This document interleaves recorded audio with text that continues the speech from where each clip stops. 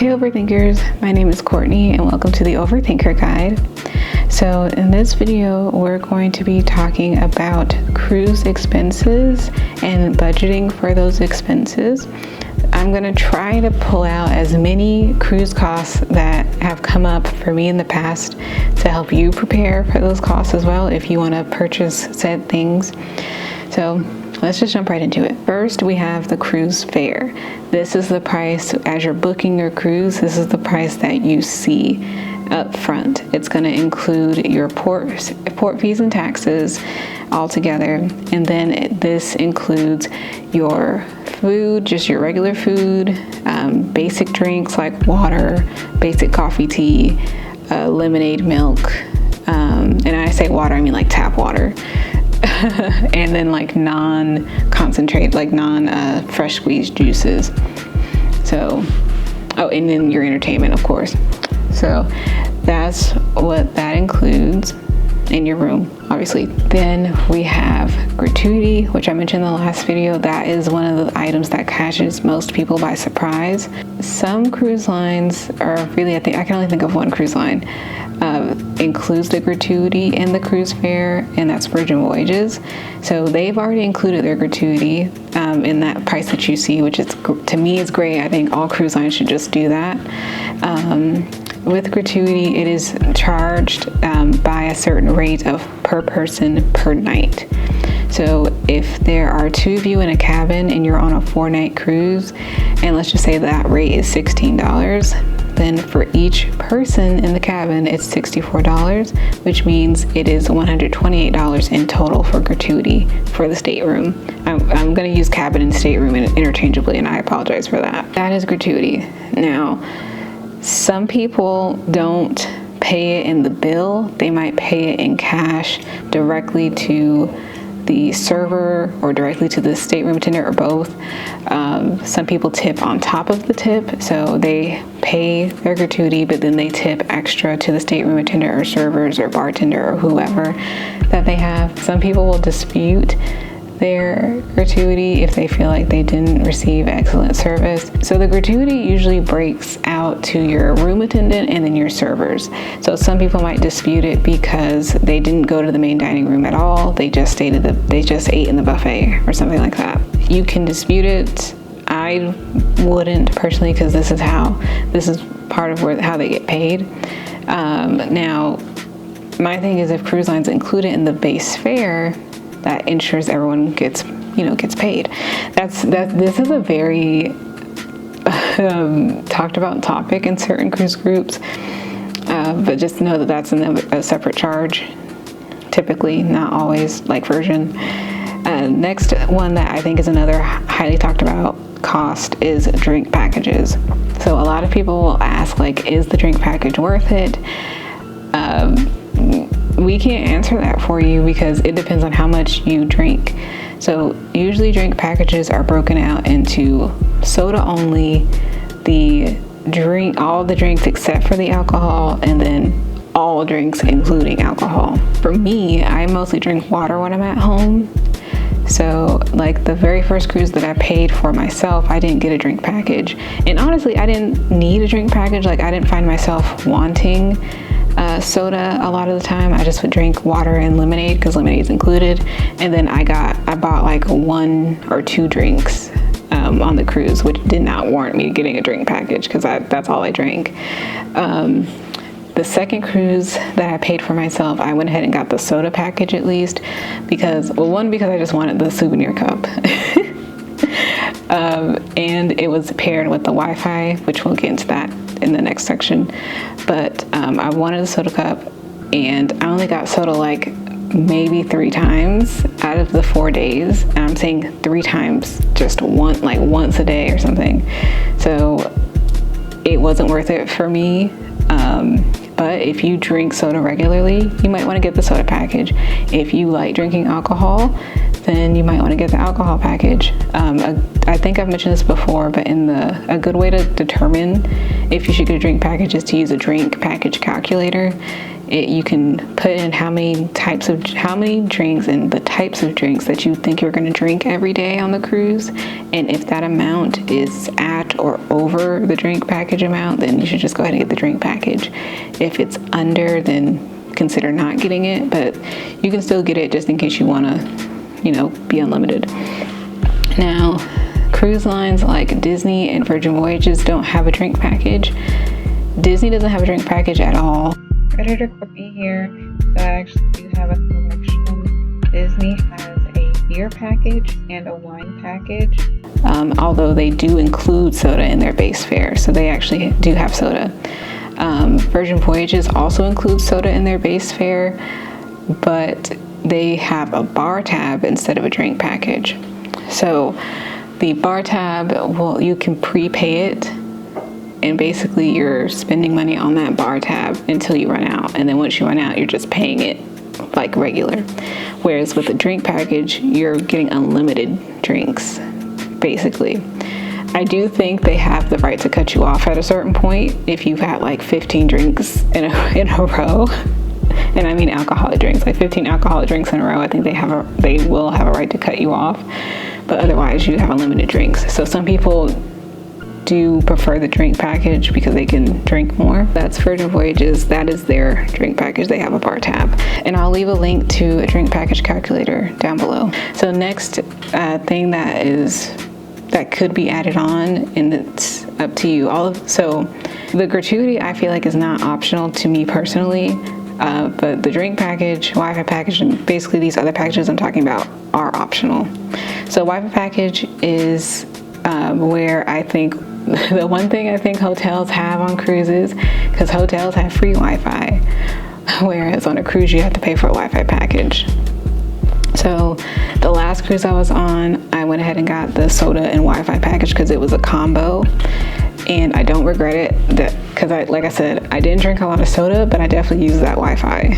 I feel like cruises used to be a way to disconnect from the world, but now like our lives are on our phones so much, like we're so wired to be connected that, a lot of us are probably going to be tempted to get the Wi-Fi package. Now I feel like if I'm with all of my family, then I'm probably not going to get the Wi-Fi package, because I can resist not posting on social media for a little bit. But if I'm not with my family and just in case of emergencies, or if I'm solo traveling, I'm going to get the Wi-Fi package just so I can connect with someone on the outside. It is optional, and then that is a rate that is per day. You might be able to get a bundle like I did where it's wrapped in with your drink package, so that could save you some money. And then another thing Virgin Voyages includes is Wi-Fi, so you don't have to pay for Wi-Fi with Virgin Voyages. And then if you watch my last video, this is why I'm saying maybe Virgin Voyages shouldn't be your first one, because you're going to go to these other cruise lines thinking it's all included, and it's not. But that's why I made this video. So next package, again, this is optional. You don't have to get this, is a dining package. So this is for the cruises that have specialty dining or multiple specialty dining restaurants. So you can either just book a specialty dining reservation and pay that one, or you can do a specialty dining package that lets you visit a certain amount of the restaurants however many times for a one set price. So I've never gotten a dining package, but I know some people who do. If they're tired of main dining room food, they'll get a dining package. Personally, I feel like if your food is free, why are we doing a dining package? But again, sometimes the main dining room food is not that great, so I can kind of understand. Just another thing with Virgin Voyages, all their dining is included, so they don't have a dining package because all their restaurants are included in your base fare. This is not a Virgin Voyages promo, by the way. I'm sharing what they don't include, or you don't have to pay extra for them, so you don't go looking for it. You don't have to pay for it. Anyway, so yes, that's something that you can get. Next package I'm going to talk about is the photo package. So here's the one thing that Virgin doesn't have, and they don't offer. It is the photo package. So because they don't have photographers. So on traditional cruises, there's going to be a photographer on embarkation day with a backdrop to take a picture of you, or you and your family, or you and your partner, or you and your friends as you're getting on the ship. There's photographers that will be at the port stops taking pictures of you in front of the ship, or in front of like a life raft thing that has the port name on it. There'll be photo backdrops set up on formal nights or theme nights, and they'll take pictures of you at dinner. So they'll have all these pictures, and then you can either buy a picture one by one, or you can buy a photo package that gives you a certain amount of pictures for a set price. At first, I didn't think I was going to get a photo package, but my friends wanted, they were like, oh, I want this one. Oh, I want this one too. Oh, I want this one. So we just ended up going in on a photo package, and then I took the pictures, scanned them all in, and sent them to them digitally. But yeah, so that was the photo package. So we've talked about the photo package, and that's pretty much it for all the packages, I believe, because I don't know if they offer like spa packages or if you have to wait till you actually get there, but that is something to look out for. But I am going to go ahead and move on to excursions. So obviously all cruise lines are going to offer excursions. This is the activities that you can do while at port. So you can either go with the cruise line, or you can go with a third party, but either way it's still going to be an additional cost that you have to think about when going on a cruise or when planning a cruise. I would say for first-time cruisers to go with the cruise line for your excursion, only because if something happens on, like say you're on an excursion where you went on a bus to like a different side of the island, if that bus breaks down and it's going to take like an hour for you to get back, the cruise line will wait for you, because in a way they're responsible for you, because this is the excursion that they offered. If the same thing happens and it's a third party, they probably won't wait for you. If you call the ship ahead of time and say like, hey, my excursion is going to be delayed for like an hour, then they may wait for you for like an additional like 20 minutes, but that is not guaranteed. So that's why I would say, at least for first time cruisers, go with the cruise line excursion. Now sometimes there are cheaper excursions offered by third parties, and sometimes there are better excursions offered by third parties. If you do decide to go with one, you still need to be cognizant of who you're choosing, because again, they're gonna be showing you around. You won't have the protection of the cruise line, so just be wary of who you're choosing to show you around the place that you're visiting. So another thing to think about is travel insurance. So I'm not gonna say I've learned my lesson, because I've never had anything catastrophic happen on a trip, but I think you should get travel insurance, because if anything happens where you have to cancel your trip because someone's sick, or you're sick, or something unfortunate happens in the family, you lost your job, anything like that can potentially hinder you from going on the trip, the travel insurance can reimburse you if it's covered for a covered reason up to a certain point. So I do think it's good to get travel insurance. Now, whether you get that with the cruise line or a third party, that's up to you. You can get it for just that cruise if you don't plan on traveling a lot, or you can get annual travel insurance if you plan on traveling often. So not just for cruises, but for all travel that you're doing. So I definitely would suggest getting travel insurance, but it is optional. But if you do get it, it's another thing you have to think about as far as costs. Another thing, spending money and cash. So you should always have cash with you, regardless. But I would say bring cash for tipping, and just have extra cash on you in case your cards aren't working in the ports. You won't technically need your cards on the ship, because everything's going to be tied to your key card for your room or stateroom, or your wristband. But just in case it's not working in the ports, you have cash, or you can do exchange for cash. I say cash for tipping when you tip porters that take your big bags, and then tipping this is optional, but I think it's good to tip your tour guide and tour driver if you feel moved to. So I would just bring cash for that. So like you can just tip them $1 each, or $1 for each person in your group, not for each person on the bus. So that's just my suggestion, but you don't have to do that, but basically just plan to bring cash. And speaking of cash, have money for souvenirs. You might want to set a souvenir budget, and that's for any type of travel, not just cruising. So you can also bring cash for souvenirs also, but just like have a set amount for souvenirs if you want.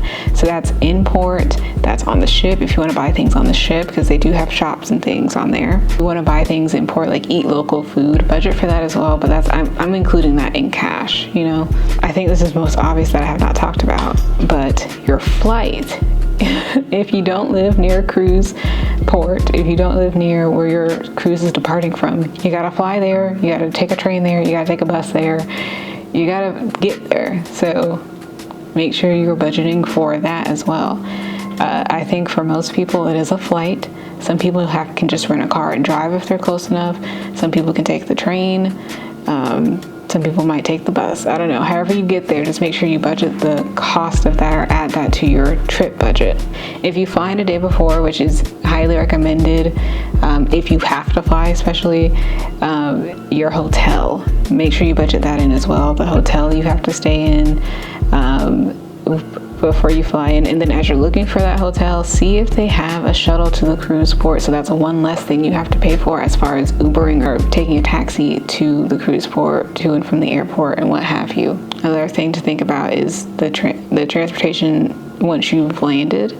So some cruise lines will set up airport to cruise terminal if you fly in the day before, day of, which I don't think you should, but they can set that up.